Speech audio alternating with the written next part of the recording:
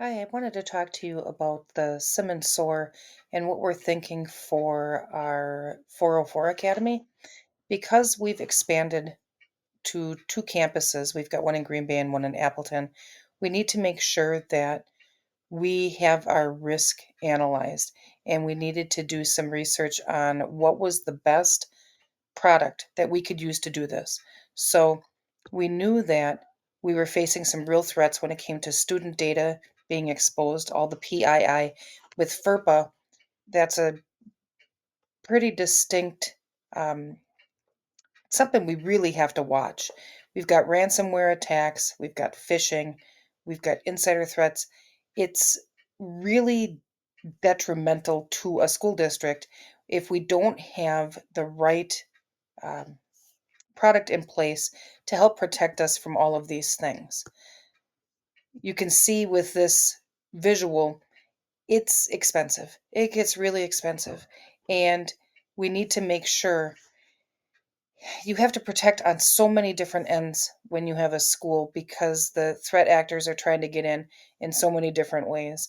We've got personal student information, we've got budget information, we've got finances, we've got so many different things from addresses and social security numbers. There's so much that they want to attack. So we have to investigate all the different products that could potentially help us and what the pros and cons are. We wanted to try to get a unified security control tower. So we looked at moving from reactive. A lot of times people are reactive. We have to be proactive. We can't wait until something happens. We have to try to cut it off at the pass and get something in place before we get there. So we looked at four different products. We looked at Splunk, Sentinel, Microsoft, IBM Q Radar, and Securonics. We wanted to take a look. We don't have a really big team, so we needed to find something that was going to implement the best way, but had was it just fit. What fit? So we started with Splunk. As you can see, Splunk is highly powerful and customizable, but it's really expensive. And it's not it's pretty hard to learn. So cost and not as user friendly. We weren't going to go there. We weren't going to go with that one. We've got IBM Q Radar. It's a SIM. It's really compliant. It's got a lot of compliance features, but again, it's hard to maintain. Cost. It's a school district. We don't have the kind of funds that a private facility has. We're limited. So you really have to take cost into effect. And because it's a small team, not only do you have to take cost into effect, you have to take ease. What's easy? What's going to be the easiest to implement and what's going to be the most cost effective? We looked at Securonics Next Gen. It's modern, it's cloud based. Good, that's good. Again, costly. It's more expensive and not great support. That's not great. Things go wrong, you need somebody. You need to be able to talk to somebody about it. And if they're not going to be available, that's problematic. So, what we decided to go with was Microsoft Sentinel. We think Microsoft Sentinel is the best, looks like the best one for us. It's it integrates with Microsoft 365. Great. Pretty cost efficient. Certainly not the cheapest one you can get, but it is not the most expensive.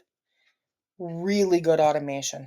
You need to have something that has good automation if you're going to dump this into your system and have it integrate well with all of the other things that you have. But we did find that there could be potential for hidden costs. And if you're using it in a non Microsoft integration, that's a lot of districts I think have Microsoft Chrome. We'll see. So we're going to recommend Microsoft Sentinel for the reasons that I said. Here's another rundown. Here's a visual. It fits. Integrates with Microsoft 365 and Azure AD. We use that. Cost efficient and predictable. Okay, great. Lower and more manageable cost model compared to its competitors. We're small. School districts don't have big IT teams generally, so it reduces the manual workload. We can't waste a lot of time trying to implement this into the system that we have. There are so many other things that are going on a day-to-day basis. You are putting fires out left and right. So if we can get something in place that will do what we need, perfect. No on-prem, low maintenance and continuous updates. It's all cloud native. That's also excellent. You don't want an on-prem server that is more vulnerable. It just is. And it directly supports our need to protect student data and meet FIPA requirements. So the PII piece, it's covered there.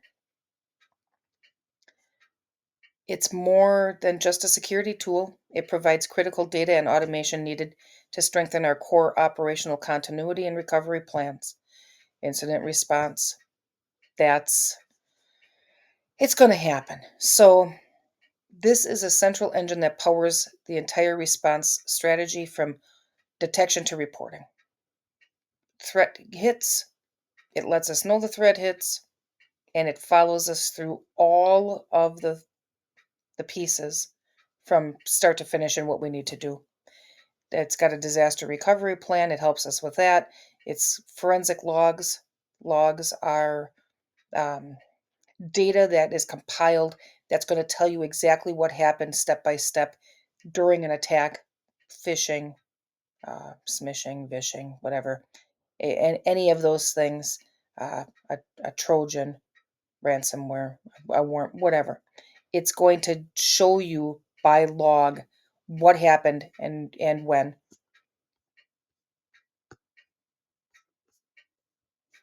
And it's for our stakeholders. What are we if not working for the stakeholders? Students and staff, secures their personal data, digital accounts from theft and misuse. We've got the school board and the leadership team fulfills our duty of care, demonstrates responsible stewardship of digital resources, and ensures compliance with federal regulations like FERPA. You have to have FERPA. And it also helps with our community. It makes us look good. We're safe, trustworthy. We're doing something to make sure that our school, our district, we're protecting it.